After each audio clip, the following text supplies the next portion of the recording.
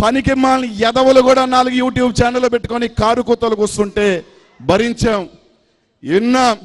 ఏదంటే అది మాట్లాడుతూ ఉంటే ఏమన్నా మాట్లాడితే రాజారెడ్డి ఇది రాజకీయం అంటారు, ఈ అంటాడు, అదంటాడు, వాడు కొట్టాడంటాడు, వాడు నరికాడంటాడు. అన్నీ ఓపికతో భరించాం, సహించాం. బిడ్డా, నువ్వు రాసింది కాదు రెడ్ బుక్.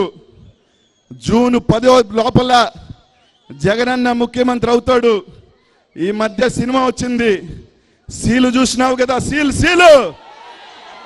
ఎవడైతే మాట్లాడిండో రాసుకో. కనీసం లెక్క పెట్టుకోండి, దేవుణ్ణి ప్రార్థించండి. 10 మంది మీద అయినా సరే జగన్మోహన్ రెడ్డి సీలు వాళ్ళ గుండెల మీద లేవకపోతే, వాళ్ళ గుండెల మీద జగన్మోహన్ రెడ్డి సీలు వేయకపోతే జగన్మోహన్ రెడ్డి సైనికులు కాదు బిడ్డ. నువ్వు రాసుకునేది రెడ్ బుక్ అయితే మేమిక్కడ రాసుకున్నాం, ఇక్కడ ఉన్నాయి. లెక్క పెట్టుకోండి. 10 పేర్లు, 10 చీటీలు ఎత్తి మరి అప్పుడు జగనన్న గమ్ముగున్నమన్నా కాముగున్నమన్నా వేస్తాం సీల్.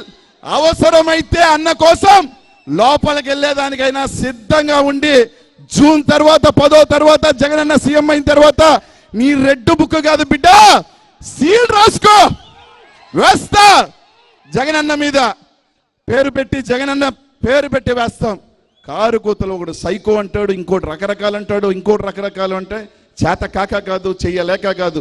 జగన్మోహన్ రెడ్డి కనుసైగా చాలు బిడ్డ, ఎవ్వరు ఉండరు. మీరు కూడా మాకు చేతొచ్చు, అంతే తప్ప నచ్చినట్టు ఇష్టం వచ్చినట్టు మాట్లాడతారు. మాకు ఆవేశాలు ఉన్నాయి, మాకు కోపతాపాలు ఉన్నాయి, కానీ ఓపిక కూడా ఉంది. కాబట్టి ఆ పప్పుకు చెప్తున్నాను, 4 మాటలు మాట్లాడితే 4 రెడ్ బుక్కులు రాస్తే తడిసిపోయే ప్యాంట్లు వేసుకొని మేము లేవు.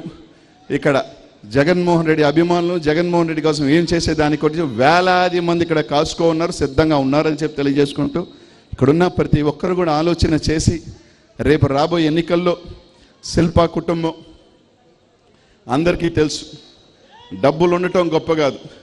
చాలామందికి వేల కోట్లు ఉన్నాయి, కానీ 10 మందికి మంచి చేసే గుణం, 10 మందికి పంచే గుణం కొద్ది మందికే ఉంటుంది.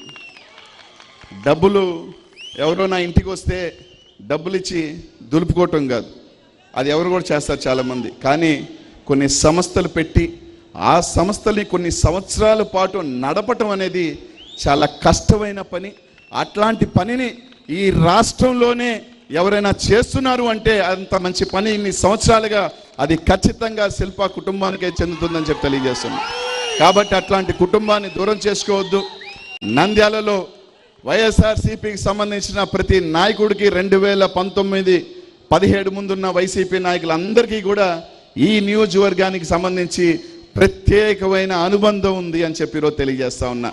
నిజంగా చెప్పాలి అంటే నేను ఎక్కడి నుంచి మాట్లాడుతున్నానో ఆ 3 డివిజన్లు కూడా ఎన్నికలప్పుడు నేను ఇన్ఛార్జిగా వ్యవహరించిన డివిజన్లు 40, 41, నాకు తెలిసి 42కు సంబంధించిన ఆ 3 డివిజన్లకు సంబంధించి ఇన్ఛార్జిగా ఉన్నాను.